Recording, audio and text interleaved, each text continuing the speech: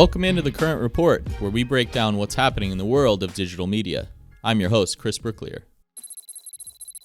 This holiday season started earlier than ever, but that didn't stop shoppers from coming out in droves on Black Friday and Cyber Monday. If we look at the numbers from Cyber Monday alone, shoppers spent over $12 billion, nearly a 10% jump from last year. And overall, the National Retail Federation projects that shoppers will spend over $950 billion. Yeah, nearly $1 trillion. This year has been marked by high inflation and shoppers being more careful with their money. So, what happened? And what strategies did marketers put into place to pin down those shoppers? To get those answers, we're bringing in our ace reporter, Damian Fowler, who wrote about this topic for The Current. Damian, how you doing? I'm good, thanks. Hi, Chris, and it's nice to see you in the host seat this week. I know. Usually this is you. Yeah, I know. I'm going to have to adjust to this side of the mic. I'm sure you'll do great. Yeah. So, it's fair to say, coming into this holiday season, it wasn't looking like a total slam dunk for retailers. Am I right? That's right. Yeah, going in, there are a lot of questions. Big retailers like Walmart were anxious that consumers wouldn't be spending. They'd seen in Q3 a slowdown in spending. And yet they did. Of course they did. They showed up. For some of the reasons you mentioned, they were looking for bargains. And this was very much a shopping weekend driven by bargains, waiting for special promotions. But there was something else that you mentioned, which is the ad strategy here at work behind the scenes. Well, I spoke to several TV buyers. They were emphasizing the flexible ways of buying media across channels, in particular CTV.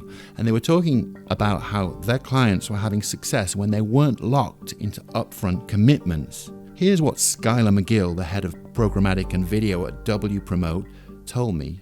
We've actually been a little bit ahead of the curve, not fully committing into the upfronts for a lot of our clients. We've seen a lot more success, clients having more agility and nimbleness with their media dollars when we aren't locked into a commitment on an annual basis, or even if it's more non-preemptible on a quarterly aspect, especially for TV.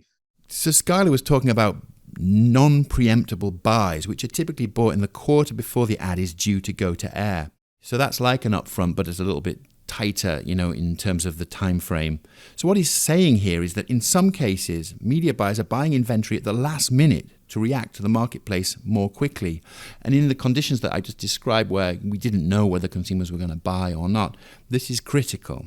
All of this indicates that media buyers are shifting away from the traditional model of linear commitments, which are bought a year up front in some cases, and keeping tabs on what's happening in the marketplace almost in real time. That's really interesting. I mean, isn't that sort of the power of programmatic, is that you can sort of have more of this flexibility and agility? How do you see CTV playing into all of these strategies? Well, it seems like CTV is really coming into its own. I mean, we've been talking about it for a while now, but what the agencies were sort of suggesting this time is that CTV is this big performance driver. It not only, allows brands to put their products out at the top of the funnel, as an awareness driver, it allows brands to track those media buys all the way down to the point of purchase.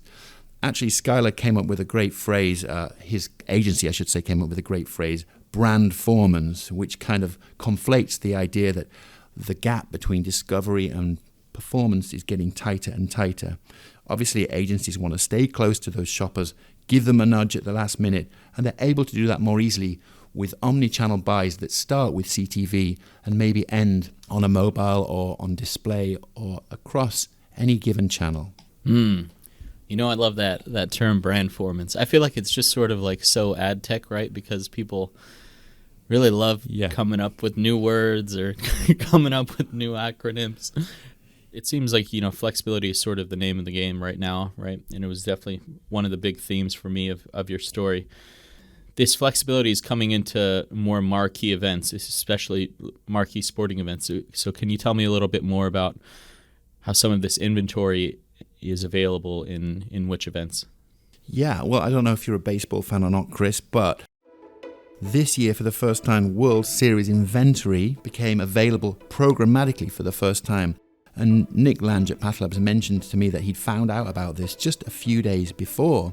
So he was able to kind of activate those ad dollars against that inventory. We might say CTV is expanding the available canvas, as it were.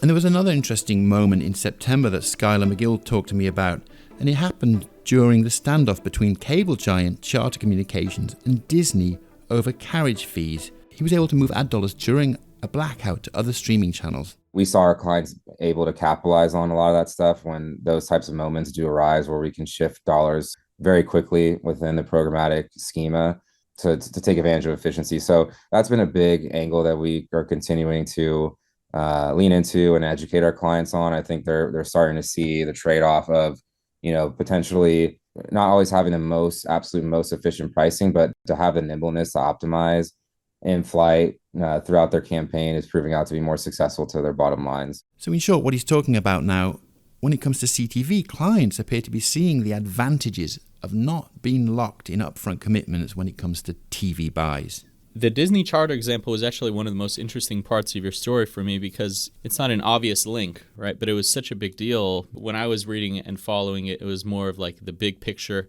How does this change sort of the future TV landscape? And not necessarily thinking about in the moment, how do these markers have to react to it? So what do you make of that? Yeah, it does signal the importance for advertisers to be flexible in those moments. Unforeseen things come about. There can be like Macy's Day Parade that's announced, but there can also be something like that where ESPN is suddenly blacked out. So what do you do as an advertiser? Well, you need to be flexible. You need to figure out where those ad dollars are going to go. Maybe the day before, maybe the hour before. So that idea of flexibility is absolutely central to the current state of TV buying. All right, Damien, thank you as always for your insight, and I will see you next time. Yeah, we'll see you next time. Thanks, Chris. Next, here's our weekly roundup of what's making news across the internet. Podcast companies are taking a page from Hollywood with how they promote their franchises. Now, glitzy billboards and pop-up experiences are being used to show the latest and the greatest podcast, much like the movie industry does. This all comes as there's been a flood of podcasts all fighting for our attention. And with that attention comes ad dollars. Research from PwC and the IAB found that podcast ad revenue is expected to total around $2.3 billion this year, a 25% rise from last year. Meaning, bottom line, podcasts are stepping up their game to try and keep that growth going. And TikTok just found another way to make it easier to stay on the app. The social media giant has expanded its partnership with Ticketmaster to let users buy concert tickets from right inside the TikTok app. While it's been available in the US since last year, 20 countries, including Canada, Mexico, and several in Europe, are included in this expansion. For TikTok, this is yet another step that collapses the marketing funnel. And that's it for this edition of The Current Report. For a deeper dive on all these stories, head to thecurrent.com. And of course, please like and subscribe on YouTube, plus leave a review on Spotify, Apple, or wherever you listen. And if you want to hear more from The Current, listen to The Current Podcast, where we interview some of marketing's biggest leaders about their personal journeys and where the industry is going from here. We'll see you next week.